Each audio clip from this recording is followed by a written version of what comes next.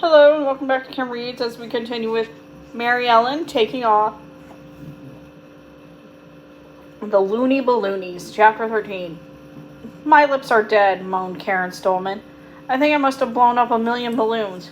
Wayne, if you shoot one more rubber band at me, I'll handcuff your hands together with you in it, snapped Karen King.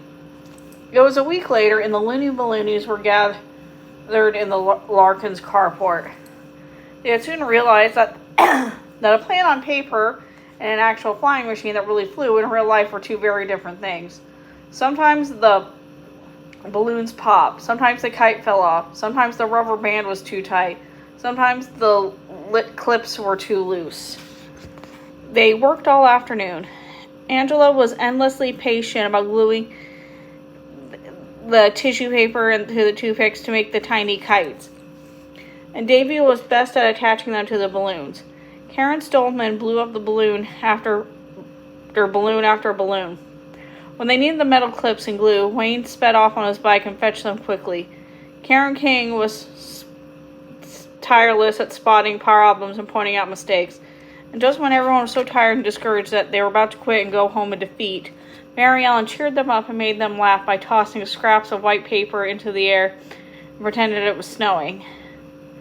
Now it was practically dinner time, and at last the team felt finally sure they had figured out how to construct a three-stage balloon-powered tissue paper flight-kind machine that worked reliably. The carport was strewn with balloons and broken toothpicks and bits of white tissue paper. But after hours of experimenting and improving and trying again and again, the team was preparing for the contest, which was to take place next Saturday.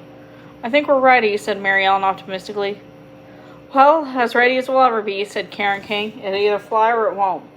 The day of the sign contest was bright and clear. The Looney Balloonies stood in a silent cluster, looking all the other teams lining up in the field preparing their very impressive flying machines. Davy spoke for the whole team when he said with genuine concern, "Wow." "Yeah," said Karen King. "I didn't realize we'd be competing against rocket ships. Some of these gizmos look like they could fly to the moon, for Pete's sake." "Come on," said Maryellen briskly. "Let's get ready." She led her friends to send up their flying machine as far away from the launch bed as possible, all the way across the playground. Even so, from the distance, Maryellen and her team could see and hear the launchman all talking at once, and no one was listening to what anyone else had to say. "Our machine may not look better than theirs," said Angela, "but our team sure does." Angela turned out to be wrong. The balloon-powered tissue paper flying machine worked better than the launchman's plane. When Davy took the clips off, the two booster balloons effortlessly lifted the balloon high into the sky. Maryellen tilted her head back and shaded her eyes. She felt as if her heart was flying up. When the booster balloons deflated and the rubber band loosened so that the middle balloon took off, the Looney Balloonies whooped and hollered happily. Soon, the middle balloon was out of air and began to wafting down to the earth. The little kite attached to its descent so that it swooped and spiraled in a general drift, finally landing on the grass with a whisper. Wayne ran to pick it off the ground and held it above his head, and the whole crowd cheered loudly. Maryellen noticed with satisfaction that the launchman clapped, even skipped, when he clapped in slow motion. The Looney Balloonies did not win the contest. The team from another school won with a 3-foot-long rocket powered by gasoline. But the crowd cheered again, even louder first time, when Mr. Hagopian announced, "The judges have decided to award a special prize for creativity to..." He paused, then turned and beamed at Maryellen's team. "The Looney Balloonies." Maryellen was so surprised she just stood there with her mouth open while the Karens and Angelas hugged her with so much force that if she had been a balloon, she would have popped. "Nice job," said Mr. Hagopian, congratulating Maryellen's team after the applause ended. "Thanks," Maryellen said, a bit stunned. "I didn't even know there was a prize for creativity." "There wasn't," smiled Mr. Hagopian. "We made it up on the spot just for your team because we thought you were so clever to have us see several stages. and we were impressed with the creative way you used simple materials to construct your machine. It was all leftover stuff from my sister Joan's wedding, said Maryellen, but it took real creativity to figure out how to put it all together to make a flying machine, said Mr. Hagopian. Some reporters and photographers came over to interview Mr. Hagopian. Maryellen and her team stood quietly watching as a TV reporter asked Mr. Hagopian questions, then held a microphone to his mouth as he answered while a TV camera whirled, filming it all. When they had finished interviewing, Mr. Hagopian, one of the newspaper photographers, said to Maryellen, "Hey, I remember you. Aren't you the girl I photographed last May in Memorial Day Parade riding with the mayor?" "Yes," said Maryellen. Suddenly she was aware that the TV camera was pointed at her. "What's your name, miss?" asked the TV reporter. "And why were you in the parade?" Maryellen hesitated shyly. "She's Maryellen Larkin," said Karen Stolman. "She was in the parade because she put on a show to raise money to fight polio," added Karen King. "Why are you all here today?" asked the TV reporter. David spoke up. "We entered the flying machine contest. Thanks to Ellie, we won a special prize for creativity.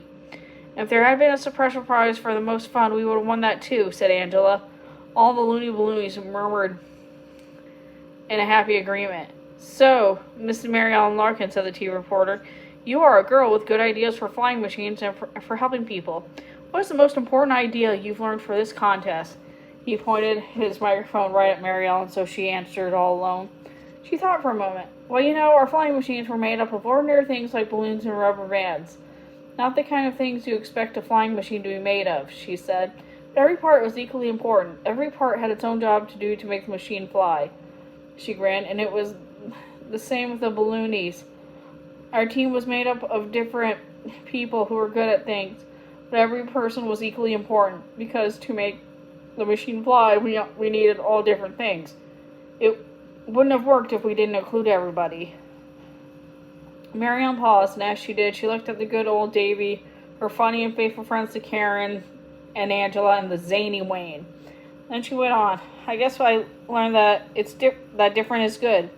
Just because an idea isn't what people expect, you shouldn't ignore it. In fact, the best ideas come when you're trying not to be like everybody else." "Ah," said the reporter.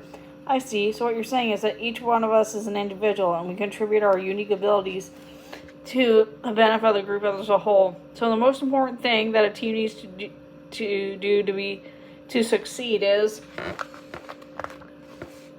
listen," said Maryellen immediately. "Listen to each other, because every idea deserves respect, and every person does too." That evening, all the Larkins were in the living room watching TV when the local news came on. Everyone cheered, then shushed one another when the segment about the science contest began. First, the TV reporter interviewed the winners of the contest and explained how their rocket worked. And the TV reporter said, "Now I'd like you to meet Miss Maryellen Larkin, whose team won the Creativity Prize." And then there was Maryellen, on TV, right in her own living room, and in the living rooms all over Florida. As Maryellen, surrounded by her family, watched herself on TV, surrounded by her friends, Karen's, Angela, Davy, and Wayne, she could hardly believe what she was seeing was real. How long had she dreamed of being on television? Now as she watched, Maryellen realized that this was even better than what she had dreamed of for so long. Because the great thing was that she was on TV as herself. She wasn't an imaginary character in an imaginary episode of an imaginary adventure. She was her own true regular self. In fact, that's why she was on TV, because she was who she was, the one and only Maryellen Larkin. And that's the end of that book. Thanks for listening. See you later.